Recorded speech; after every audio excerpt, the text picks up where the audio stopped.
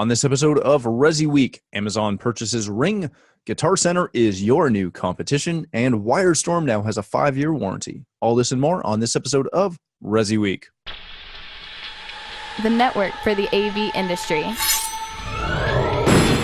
What are you listening to? This is AV. This is AVNation. This is AVNation. This is ResiWeek episode 109, Punch Fast, Punch Hard. Support for AVNation is brought to you by FSR and by Draper. Welcome to ResiWeek. This is your weekly wrap-up of all the latest news and stories for the residential AV industry. I'm your host, Matty Scott, for AVNation.tv. And today I'm pleased to be joined by Richard Fregosa. He is the CEO of Fregosa Design. How are you, sir? Mellow West Coast greetings. Good to see you. Thanks for having me on. Thanks for joining us again. And we've got Tim Allred. He is the founder of AVNation and my best friend in the whole wide world. Wow, you need better friends. I totally do. It's been a rough Totally week. do. How are you? I'm doing great. Less and less people want to be friends with us. So that's the problem.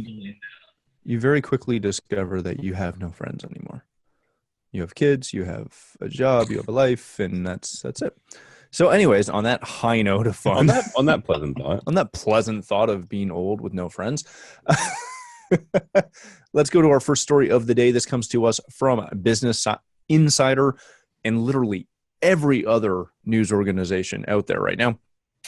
Amazon purchases and acquires Ring, the video doorbell company that you know and love, that hilariously to me, our friends on Shark Tank didn't pick up because it wasn't going to do anything. They just acquired Ring for $1 billion. That was 1 billion with a B. And this article is covering kind of why this should terrify every other retailer. What this is going to do, obviously, is give Amazon Ring that kind of just continues to expand their smart home capabilities and their smart home offerings. Rich, I want to start with you on this.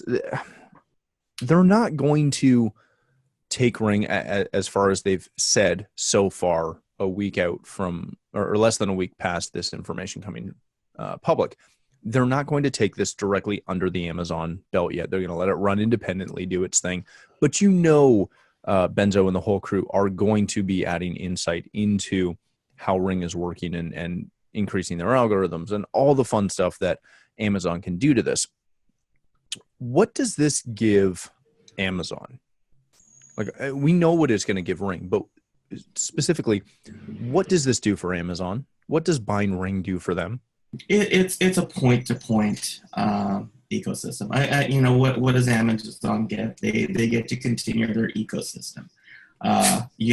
Somebody rings now at their delivery person rings their Ring by Amazon doorbell where they've gotten their Whole Foods delivered through the doorstep, and they unlock it through the Amazon provided door lock, and they drop it inside your house, which then the video inside the house will be picked up by some form of smart display, the Alexa with camera built in.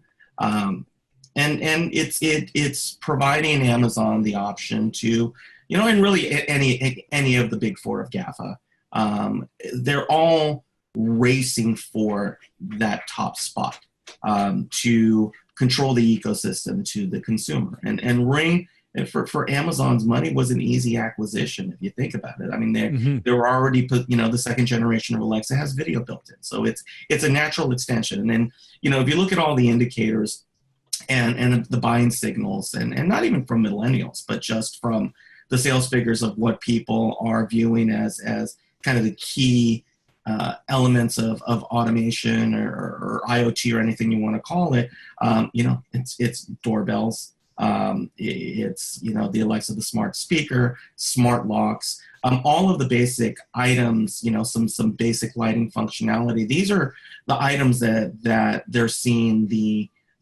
most penetration, or at least the growth, that's going to be easier for them to sell at a price point that is going to be affordable for tens of millions of people.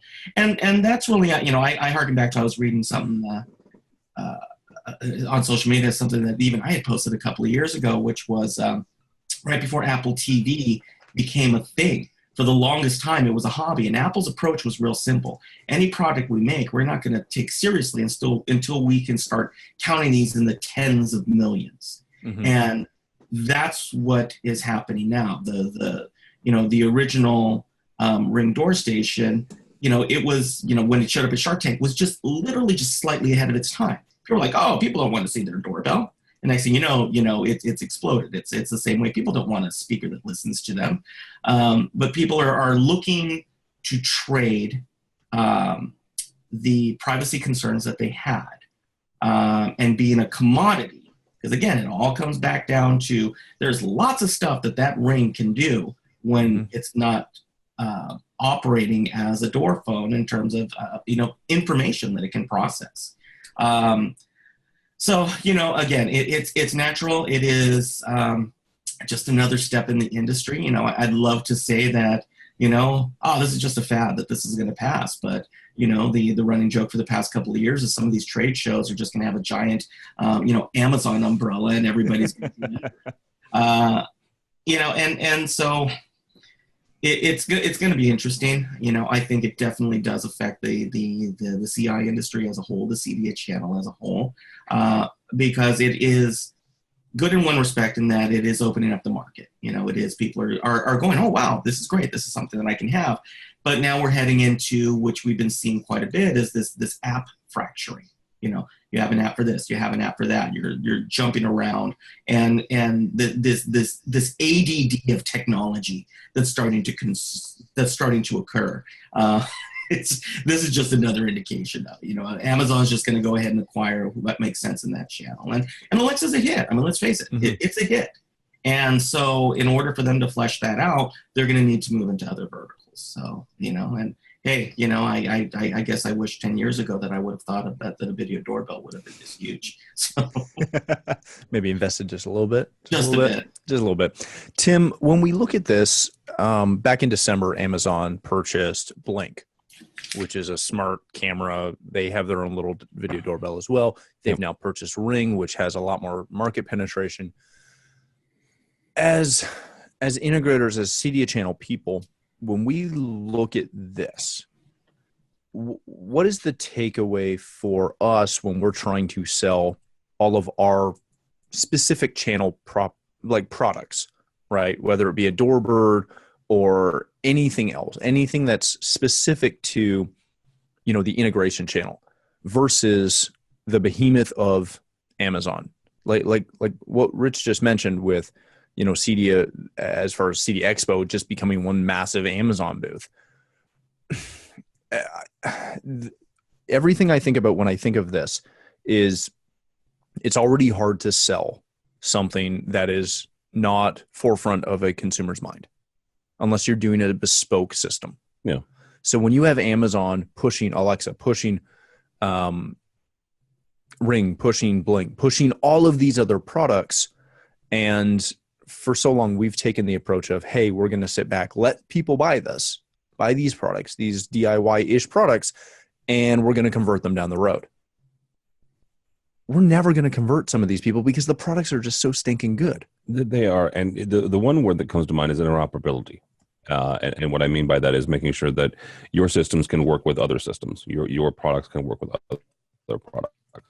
But that's, the Z-Wave Alliance, or that's KNX, primarily over in Europe and the Middle East, but there's some waves over here. It's making sure that all these products can work together. Richie and all of us have kind of made our bones the last 30 years of making these systems work together, making disparate systems talk to each other. Well, now the doing that for us by embedding these different systems with that do talk to each other. So you're not going to get away from Amazon or Alexa, especially in the home, but you are going to be able to make those systems talk with your other systems, right? And the one thing I do need to say is this also obviously it depends on the install, right? If this is a mid-range or a lower level install, then yeah, you're going to have to work together. If this is a $5 million home, and you're putting in $500,000 worth of AV equipment, then you could pretty much kind of lay it out and tell them what exactly is going to work best. But if it's a mid-market installation, then you're going to have to make all this stuff work together. And whether you're making your margin on boxes or not, and that's an old conversation that I'm a little tired of at this point, or you're making it on installation and service and recruitment, you are going to have to make sure that this stuff works together and works with the other equipment that you're going to bring into the equation. And that's the one thing that, whether that's you having a really kick-butt program that knows, not only Python, but also understands APIs and understands Crestron and AMX and Control4 and how all these systems work together, that interoperability is going to be key to your long-term success. Very good. All right, gentlemen, let's go to our next story of the day. This comes to us from CE Pro. The next big Crestron dealer is, wait for it, Guitar Center, because they recently acquired Audio Video Design Group, AVDG. What's interesting about this story is when we look at this, you don't really think about Guitar Center and home integration as two things that kind of go together that you would think about together. But stay with me for 1 second. Guitar Center has 280 retail stores, and they have been doing house of worship, some boardroom stuff, some studio stuff over the past couple of years very, very well. They are bigger than all the commercial AV companies out there. They do something like $2 billion in revenue with, again, 280 brick and mortar stores. They purchase AVDG and are wanting to help them compete against these big three commercial integrators, namely AVI SPL, Diversified, and Whitlock. AVDG is not a huge company. They're a $30 million a year company, but they're kind of going after this. And what's intriguing about this is a couple years ago, AVDG jumped into residential and now get about 25% of their revenue from the consumer market, which equates to $7.5 million, which is a ton in residential. Tim, I want to start with you on this one. How is Guitar Center, if they have any plans of continuing to push, shall we say, the AVDG line throughout their entire 280 something stores, which maybe that's a bit of a long-term goal. But if they do go down this route and they start putting in some flagship stores, a home theater, a smart home system, demo system, something like that, what is to stop them from failing at this, just like every other, mass market, large retail outlet that has tried this, with the exception of Best Buy and Geek Squad, and failed kind of fantastically? Wow. Well, it's true. With that as a setup, where can I go wrong? Sears tried this. Like everybody's tried this, and no one can do it with the exception of Best Buy, which is the only company really in that group that is truly like an AV electronics store, although it's now becoming an appliance and a everything store. But how are they do they really think this is going to happen? Well, obviously they think it's going to happen, and that's why they purchased the integrator. Right, but what's interesting? But do they care about the residential side? Because from a commercial standpoint, this makes a ton of sense. Can you see them? What I'm asking is, can you see them going after the residential aspect of this? Not on paper. No, not as it sits right now. And I'll tell you why. Because you already mentioned that they're doing house of worship for a number of years now, and they've been doing it rather successfully. In their market stores, but I don't see them necessarily overtly going after residential, simply because that's what their customer base is. People don't go to Guitar Center for displays in their home. They don't go to Guitar Center necessarily for hi-fi to use an old term. But I don't see them going after the home is if they want to leverage that, is take their existing client base and say, hey, by the way, you're using us for light commercial, you're using us for house of worship. Did you know that we can also put this in your home? I could see that maybe in a year or so, once they get the integrator all completely ingrained into the Guitar Center culture. Very good, Richie. When you look at this, what concerns you as an integrator? What concerns you with the potential for this kind of mass penetration? I don't know if it concerns me so much as so there's a term in tech when you acquire a company for the talent. It's called an acqui-hire, right? Mm-hmm. And one of the telltale parts about the quote when they talk to the CEO of Guitar Center is basically saying, look, we're looking to merge and add new acquisitions to the family with a group of talented CEOs and teams. One of the things that AVDG has brought to the table, and I know several of the people over at AVDG, a great group. I mean, they're 25 miles to the north of me. The quality work, quality team, they have a process. And what AVDG probably made them the most attractive to Guitar Center was that they did have a process in place. They do have a way of doing things that they've been able to take and scale quite quickly, really, in the last few years, not only in the commercial sector, but in residential. And, and also it pays to be lucky. AVDG was able to fill a hole that was caused by the debacle with our last super company mega group that was formed. And so, again, sometimes it's great just to be able to be there at the right place at the right time. With that said, they had to do something with it, and they did.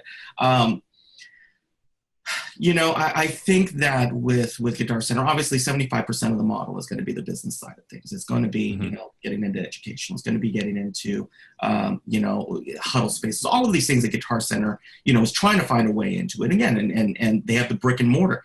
They are instantly able to staff up if they needed to provide satellite offices throughout the country, and then take a process that's been built through and said, great, now that we've taken care of Corporation A and we've got your huddle spaces here in Nashville, by the way, did you know we have 57 other offices located out of our Guitar Center brick and mortar location? Okay, hang on. So you're positing that Guitar Center employees, God love them, are able to just roll up and become AV employees at the drop of a hat, or AV they don't have to be installers. Yet. Okay. They don't have to be.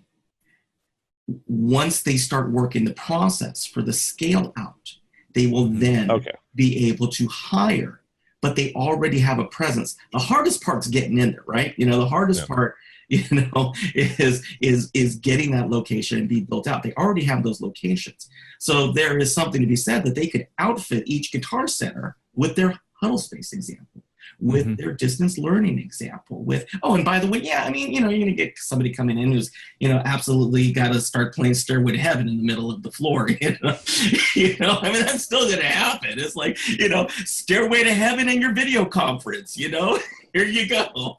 But I don't think we can overlook that fact, though.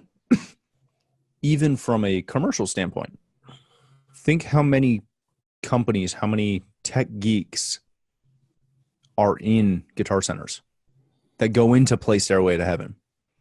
Think how many people will be opened up to our industry, whether it be residential or commercial, by seeing huddle spaces, by seeing interactive whiteboards, touchscreen monitors, yada, yada, yada. That could be fantastic for our labor shortage, not to mention everything else. Yeah, it's a no-lose proposition for Guitar Center. I mean, literally, if they bought this company and it tanked and they sold it back to the owners a couple of years ago, because that's happened a couple of times with other industries, we've seen it happen, or even in our industry. it's really a no-lose proposition. They get a group of talent who has been able to build a process to scale up both in commercial and residential. They get to learn from that. They get to find a way to be able to create a plan on a national rollout. And they're able to do it with an established track record and be able to scale, as opposed to trying to figure it out themselves. Worst case, they go, wow, that didn't really work out. They take the write-off on it. They wind up selling off the pieces. I got to say, for some smaller integrators, it might be the opening that they need, because it will create a different type of market. Again, it's hope springs eternal. At that point, I don't wish ill will on any company, but seeing as they're in my backyard, if Guitar Center finds some way to make them less than attractive, I'm not going to cry in my pillow tonight. Less than attractive. I love it. Wow. I don't know how I can use that segue at all. Not one bit. So I'm just going to segue. Our next story comes to us from Residential Systems. Wirestorm raises its game with a new global 5-year warranty. They are expanding their worldwide limited standard warranty to 5 years. In the past, it's been 1 year to 3 years, depending on what it was. The exception to this is their Wirestorm Express line. That still has its little 1-year warranty. Not a huge deal. The biggest thing with this is, obviously, if you don't know Wirestorm, check them out. They make some very cool products. But specifically, they're a value proposition company. They're a product that you spec when budgets are of a concern. And I don't mean that with any disrespect. Obviously, every product line that you look at has different levels. Rich, I want to come back to you with this one. Going from a 3-year to a 5-year, for the most part. One, big deal. It's great. Gives you 5 years. Shows that they stand behind it. Shows that they're quite confident, Wirestorm that is, that their products are going to work and work well. If you're an integrator who maybe hasn't checked out Wirestorm in the past or is using, something else, how would you not take advantage of this, given that it's a 5-year warranty? And I know of quite a few companies, quite a few manufacturers who are in this same ballpark and make similar products, some, arguably better, some arguably worse, depending on your personal preference, that don't have that warranty. How would you not always look at a product like this that has a massive warranty?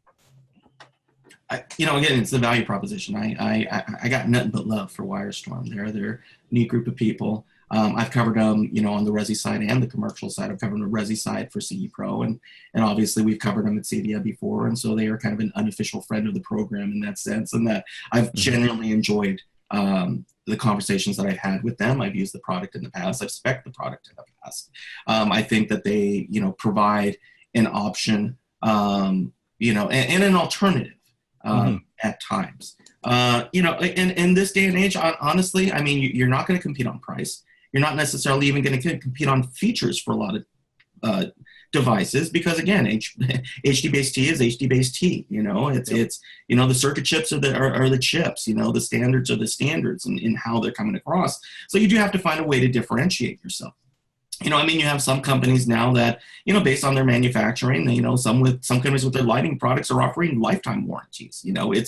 We're seeing warranties grow. And I think part of the reason why we're seeing warranties grow is an increase in terms of the quality of the manufacturing. And these companies are discovering we need to build better parts from the outset in order to maintain it and their designs, knowing full well that, they're all working basically with a level playing field. They're all starting with X. So they need to find their differentiating processes. And, Wirestorm is, they're very clear on their identity, and who they are in the market.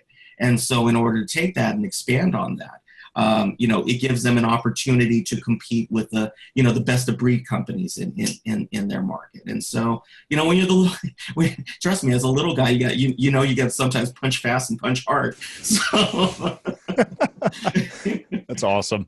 Tim, when we look at this, and we actually talked to Dave Silverstein, who's their VP of, I'm trying to remember, no, Director of Tech who at is ISC. an incredible acquisition. By the way. My gosh. I mean, it's Dave's fantastic. Dave is absolutely fantastic. But we talked with Dave and we talked about we didn't interview him. It wasn't business. It was just friends standing around a table talking. And his excitement for what they were doing was valuable. Mm-hmm. But when you look at what they're doing and you look at how excited their people are about it, and then you look at what other companies are doing, does a move like this push the bar for all those other manufacturers? Oh, good, really good question, actually. Yeah, it does, because we've already really well talked about the value proposition that Wirestorm has. What that does to folks who have a more premium price point, it actually kind of forces them to reevaluate their own warranty program. Because here's the thing: if Wirestorm does it, then they probably should, or come close, right? So in other words, if you are X times more than Wirestorm, well, then your warranty probably should match or be that much better than Wirestorm. So what it'll be interesting to see is what their competitors come back with and say, oh yeah, well Wirestorm does 5 years. Okay, sure, yeah, we'll do 5 years too. Or forget it, we'll do 10 years. I'm obviously being a little facetious here, but let's do 6 years, let's do 7 years. Let's compete not only on price but also on warranty. And the other thing that folks can do when it comes to the warranty process is a replacement. In other words, it does not just warranty, but sending out the product before you get the product back. Yeah, right. Advanced replacements are huge. When I read this article, it reminded me of when my wife and I were shopping for a car to replace her car. And we had looked at a bunch of different things, and I've been a GM guy for years. GM's got a decent warranty. They don't have a Kia warranty. Nobody has a Kia warranty. Nobody has a Kia warranty. And I remember calling a dealer that I know, and he owns a GM dealership. And I asked him point blank, like, your car costs more. It's got less features, has a smaller warranty than the Kia does. Explain it to me. Explain why, as a friend. Don't give me your marketing spiel. Just tell me why. And he went through, some stuff and asked me what my follow-up was. What was my feedback from what he told me? And I said, I love you, man. I want to buy a car from you, but I can't touch that warranty.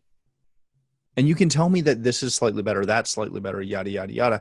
I don't care, because I want that warranty. And when I read this, when I look at what they're doing, when we talk to Dave, it makes me as an integrator just want to sell the product because I know I'm covered. I know I have that. Now, the caveat to that is the alternative side of that is a movie from Chris Farley called Tommy Boy. And there's a line in Tommy Boy that basically says, I can put just crap in a box and warranty it all day long if a warranty makes you feel warm and fuzzy. I got the time. I can do that. So there is the other side of the warranty debate. Well, and there's another AV company that will do that. They do a lifetime warranty on every product they sell. And we've had off the record conversations that essentially, if it breaks, they'll just send you a new one because it's cheaper. It's cheaper just to send you a new one than to fix whatever is causing said problem.